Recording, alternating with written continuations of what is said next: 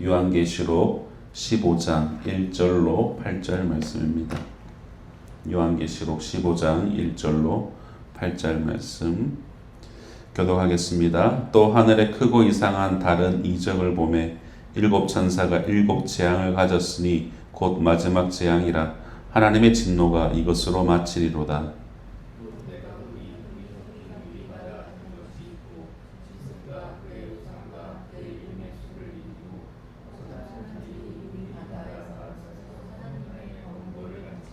하나님의 종 모세의 노래 어린 양의 노래를 불러 이르되 주 하나님 곧 전능하시니여 하시는 일이 크고 놀라우시도다. 만국의 왕이시여 주의 길이 의롭고 참되시도다.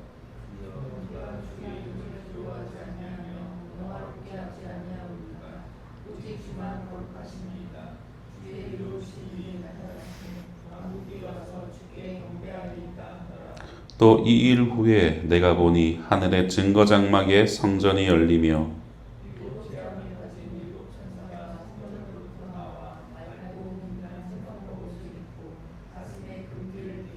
내 생물 중에 하나가 영원토록 살아계신 하나님의 진노를 가득히 담은 금대접 일곱을 그 일곱 천사들에게 주니 하나님의 영광과 능력으로 말미암아 성전에 연기가 가득 차매 일곱 천사의 일곱 재앙이 마치기까지는 성전에 능히 들어갈 자가 없더라. 아멘.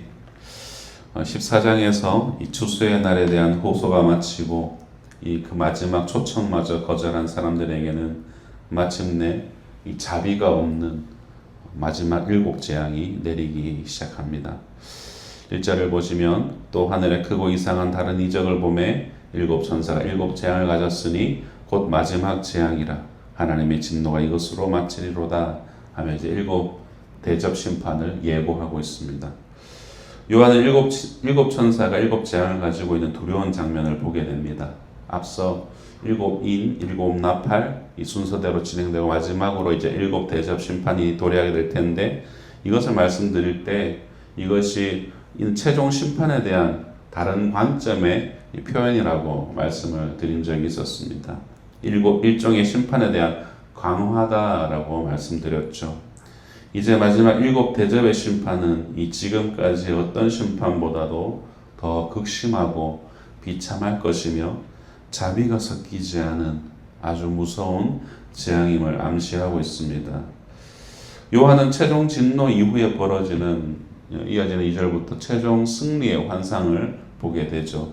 2절과 3절을 우리 같이 한번 읽어보겠습니다. 시작. 또 내가 보니 불이 섞인 유리바다 같은 것이 있고 짐승과 그의 우상과 그의 이름의 수를 이기고 벗어난 자들이 유리바다가에 서서 하나님의 검은 고를 가지고 하나님의 종 모세의 노래 어린 양의 노래를 불러 이르되 주 하나님 곧 전능하시니여 하시니 하시는 일이 크고 놀라우시도다. 만국의 왕이시여 주의 길이 의롭고 참되시도다. 아멘. 이 환상의 배경은 불이 섞인 유리바다인 것을 알 수가 있습니다. 이는 출애굽기의 홍해바다를 상징적으로 변환한 것이라고 해석할 수가 있죠. 즉 과거 이스라엘이 이 홍해바다를 통해서 구원을 받고 애굽 군사를 하나님께서 홍해바다에 수장하셨던 것과 같이 이 마지막 때에 하나님께서 짐승과 그의 우상과 그의 이름의 수를 이기고 벗어난 이 하나님의 백성들을 구원하시고 오히려 반대로는 짐승과 용과 그리고 거짓 선지자들 그들을 심판하실 것을 상징적으로 보여주고 있는 것입니다. 과거 모세와 이스라엘이 홍해에서 극적인 구원을 받은 후에 애굽 건너편 바닷가에서 감사와 찬양의 노래를 부른 것처럼 모든 환란을 이기고 구원받은 백성들은 이제 이 유리바닷가에서 어린 양의 노래를 부릅니다. 여러분 이 장면은 무섭고 극심한 재앙이 닥칠지라도 하나님의 백성들은 안전하게 보호받을 것이다 라는 것을 보여줍니다. 즉 앞으로 전개될 장면들이 너무나도 두렵고 떨리는 그런 시련과 심판의 장면들이 이어지겠지만 그때 그것 때문에 미리 압도당하여서 절망할지 모를 이 하나님의 백성들에게 미리 승리의 장면을 보여줌으로써 성도들에게 소망을 잃지 않도록 용기를 북돋아 주고 있는 것이죠. 당시의 시대가 어땠습니까? 로마 제국이 지배하고 있었던 이 전 지중해 이 지역은 황제 숭배가 온전히 만연했던 곳이었습니다. 당시의 로마 황제는 네로의 손자였던 도미티안 황제로 유력하게 그렇게 주장합니다. 그는 사람들에 의해서 도미누스 et 데우스, 주 그리고 하나님이라는 표현으로 불려졌습니다. 그러나 그 역시 유한한 인간에 불과한 유한한 존재일 뿐이죠.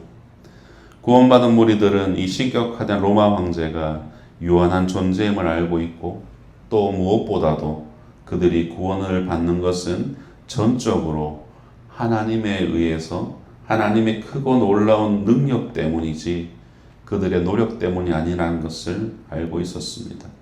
그래서 그들은 이 세상 가운데서 로마 제국의 이 시대 앞에서 온갖 냉대와 불이익을 감수하고서도 로마 황제가 아닌 하나님을 향하여서 그렇게 외칠 수 있었던 것이죠. 주 하나님, 전능하신 하나님이여 라고 그들은 찬양할 수 있었던 것입니다. 당시 로마 제국은 팍스 로마나 곧 로마의 평화라는 이 구호를 외쳤지만 모두에게 평화를 가져다 주지는 못했습니다. 그들이 외친 평화는 오직 로마 안에 있는 기득권자들에게만 해당되는 것이었지 약자들과 패전국에는 생명이나 재산이나 최소한의 인권조차도 보장해 주지 않는 일방적인 그런 팍스 로마나에 불과했다라는 것이죠.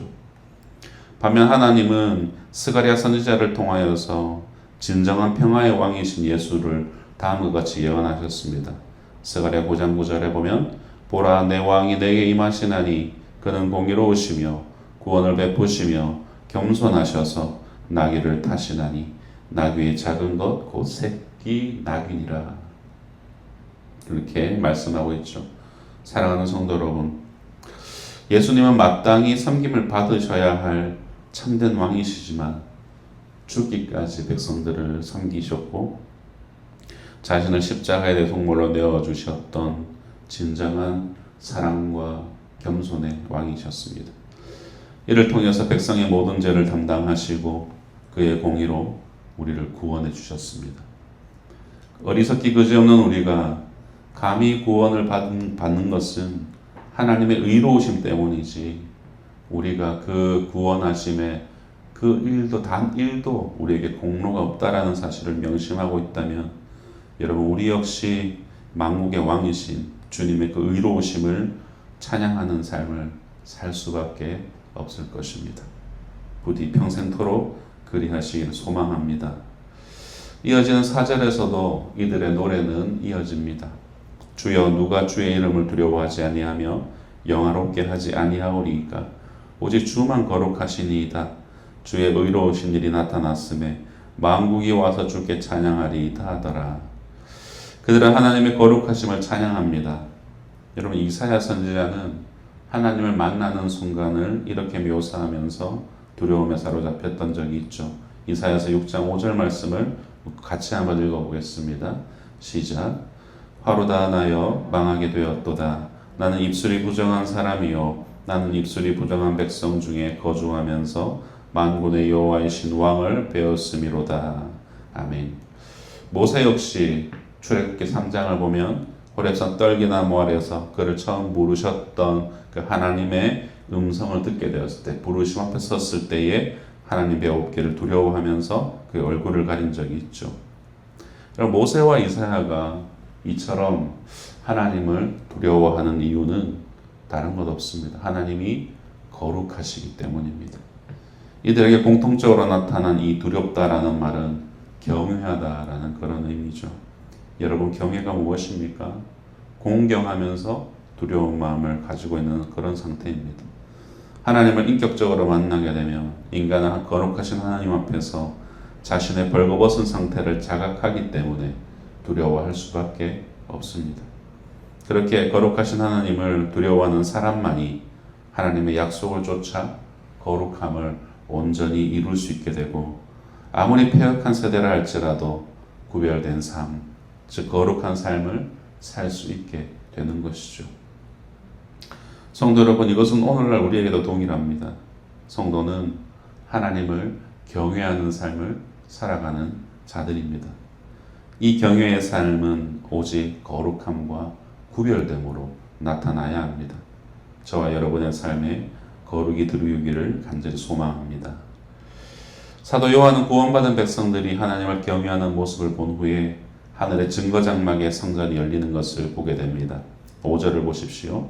또 2일 후에 내가 보니 하늘의 증거장막의 성전이 열리며 라고 말하죠. 증거장막의 성전은 출애굽 당시 이스라엘 백성들이 이 광야에서 사용했던 이 성막의 지성소를 가리키는 것입니다. 지성소 안에는 하나님의 임재를 상징하는 언약궤가 있었죠. 그런데 이 언약궤, 즉 증거궤가 있는 성막의 지성소는 1년에 하루 대속죄일에만 대제사장이 들어가서 자신과 권속을 위한 속죄제를 드리고 백성을 위한 속죄제를 드리고 자신의 번제와 백성의 번제를 드리며 속죄하는 날이었습니다. 따라서 복문에서 증거장막의 성전이 열렸다라는 것은 하늘 성소에서 이 대속죄일의 심판이 진행되었다라는 것을 의미합니다. 그리고 사도 요한은 그곳에서 7 재앙을 가진 7 천사가 그 증거장막에서 나오는 장면을 목격하죠.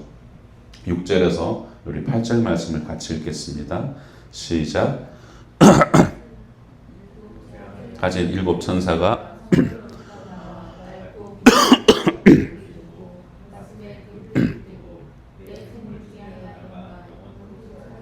하나님의 진노를 가득히 담은 금 대접 7을 그 7 천사에게 주니 하나님의 영광과 능력으로 말미암아 성전의 연기가 참해 7 천사의 7 재앙이 마치기까지는 성전에 능히 들어갈 자가 없더라. 아멘. 7 천사는 맑고 빛난 세마포 옷을 입고 가슴에 금띠를 띠고 있었습니다.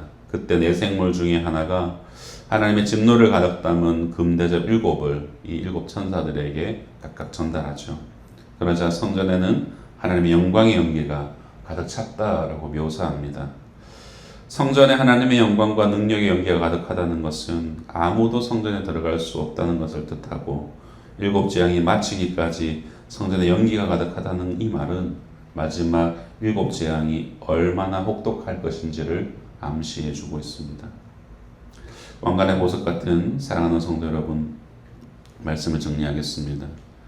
오늘 본문은 우리의 시선을 다시 한 번 더 하늘 보좌를 향하도록 도와줍니다.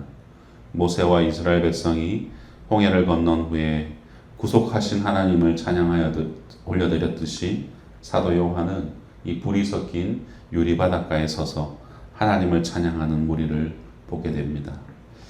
하나님의 심판은 먼 미래의 일이 아니죠. 오늘이 이 주님의 마지막 심판의 날일 수도 있습니다. 우리는 마지막 심판의 시대를 살아가고 있다라는 그런 긴장감을 늦출 수가 없습니다. 나 같은 죄인을 살려주시고 새 사람이 되게 해주신 전능하신 하나님을 찬양하는 우리가 되어야 할 것입니다. 의의 길, 진리의 길을 걸어가기 때문에 오히려 이전보다 세상으로부터 더 큰 고난과 우리는 핍박을 받을 수도 있습니다. 그렇다 할지라도 우리가 절망하거나 낙심하지 않는 것은 만국의 왕이신 주님의 도우심에 힘입어 우리가 담대하게 이겨낼 수 있기 때문이 아닐까, 우리 날마다 고백했으면 좋겠습니다. 부디 오늘 주어진 이 하루도 거룩하신 하나님을 경외하면서 전능하신 하나님의 말씀을 쫓아 살아가는, 그렇게 살아가기 위해서 몸부림치는 그런 저와 여러분 되시기를 주님의 이름으로 축원드립니다. 기도하겠습니다.